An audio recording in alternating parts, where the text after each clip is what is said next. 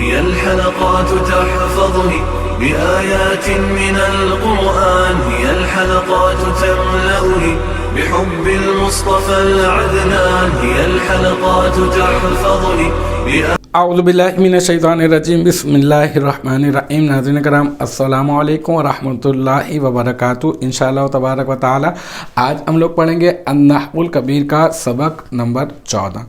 اس میں غیر متمکن کی اقسام، اب تک جو ہے وہ اس سلسلے میں ہم لوگ جو ہے وہ تقریباً جو ہے 47 پارٹس جو ہے وہ اس سبق کے ہم لوگ بنا چکے ہیں۔ انشاءاللہ تبارک و تعالی آج جو ہمارا یہ حصہ ہوگا اور یہ جو پارٹ ہوگا ہمارا، یہ پارٹ نمبر 48 ہوگا، ٹھیک ہے۔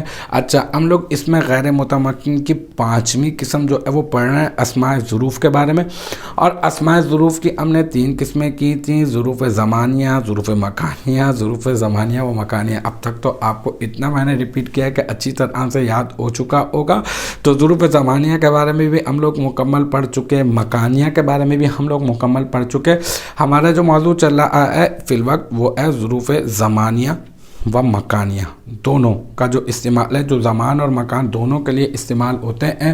تو اس سے پہلے کہ ہم لوگ کیا پڑھ چکے ہیں اور کیا پڑھنے والے ہیں یہ میں آپ کو بتاؤں، تو ایک مرتبہ ظروف زمانیہ و مکانیہ کی تعریف آپ اپنے ذہن میں تازہ کر لیں کہ دیکھیں کچھ اسماء ایسے ہوتے ہیں جو جگہ پر، فعل کے واقع ہونے کی جگہ پر دلالت کرتے ہیں، ان کو ہم لوگ ظروف مکانیہ کہتے ہیں۔ اچھا، کچھ اسماء ایسے ہوتے ہیں جو فعل کے واقع ہونے کے وقت پر دلالت کرتے ہیں، ان کو ہم لوگ ظروف زمانیہ کہتے ہیں۔ اور کچھ اسماء ایسے ہوتے ہیں جو فعل کے واقع ہونے کی جگہ پر بھی دلالت کرتے ہیں اور وقت پر بھی دلالت کرتے ہیں، ان کو ہم کہتے ہیں ظروف زمانیہ و مکانیہ۔ اور ظروف زمانیہ اور مکانیہ میں اب تک جو ہے ہم لوگ پڑھ چکے ہیں، کس کے بارے میں ہم لوگ پڑھ چکے ہیں؟ انا کا استعمال جو وہ پڑھ چکے ہیں، پھر لدا اور لدن اس کا استعمال ہم لوگ پڑھ چکے ہیں۔ آج جو ہے وہ ہم لوگ پڑھنے والے ہیں قبلو اور بعدو، ہے نا؟ وہ تو پیچھے سے کچھ بنے گا، مفعول فی بنے گا تو پھر اعراب جاری ہوں گے۔ تو قبلو اور بعدو جو ہے ہم لوگ اس کا استعمال پڑھنے والے ہیں، بہت استعمال ہوتا ہے اردو میں بھی۔ اگر ہم بولیں تو قبل کا معنی پہلے ہے اور بعد کا معنی بعد ہے، ٹھیک ہے۔ تو بیفور اور آفٹر کے معنی کے اندر جو ہے وہ یہ استعمال ہوتا ہے۔ تو بہت آسان ہے، قبلو اور بعدو، جیسے کہ جئتو قبل ظہری، ٹھیک ہے۔ تو اب یہ ہے کہ جئتو فعل ہو گیا، صیغہ واحد متکلم ہو گیا، قبلہ جو ہے وہ مضاف ہو گیا، ظہری مضاف الیہ ہو گیا، ٹھیک ہے۔ اچھا، تو اب یہ ہے کہ میں آیا قبل ظہری، ظہر سے پہلے، یا پھر او بعدہ، یا پھر ظہر کے بعد۔ تو دیکھیں یہاں پہ بعد اور پہلے، یعنی بعد جو ہے وہ بعد کے معنی میں استعمال ہوتا ہے اور قبل جو ہے وہ پہلے کے معنی میں استعمال ہوتا ہے۔ ایک اور مثال آپ اس کی لے لیں، داری قبل داری کا، ٹھیک ہے، اور او بعدہ، صحیح ہے۔ تو میرا گھر تیرے گھر سے پہلے ہے، یا پھر یوں کہتے ہیں کہ میرا گھر تیرے گھر کے بعد ہے۔ تو قبلو اور بعدو اس کا استعمال کوئی مشکل نہیں ہے۔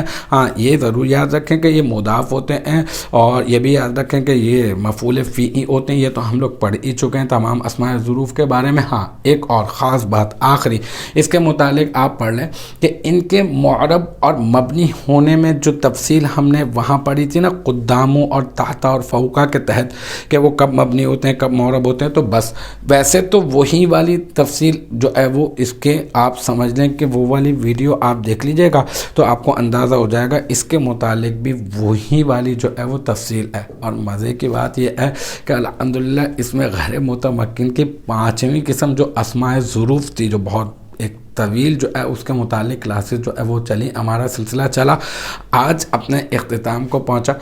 اور انشاءاللہ تعالی اب ہمارے پاس 6ٹھی قسم اس میں غیر متمکن کی، اور 7ویں قسم اور 8ویں قسم، اس پر تقریباً ایک ہی ویڈیو ہے۔ تو تقریباً آج ہماری اگر 48 ہے تو اب اس کا مطلب آپ لگا لیں 49، फिर 50 और 51 पे हमारा ये वाला पूरा का पूरा चैप्टर जो है वो एंड हो जाएगा।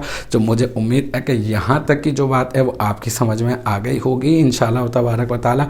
नेक्स्ट टाइम अगली वीडियो अगली क्लास के साथ मुलाकात होगी। जब तक आप अपना बहुत ख्याल रखिएगा। व आखिरु दावाना अनिल हम्दुलिल्लाहि रब्बिल आलमीन।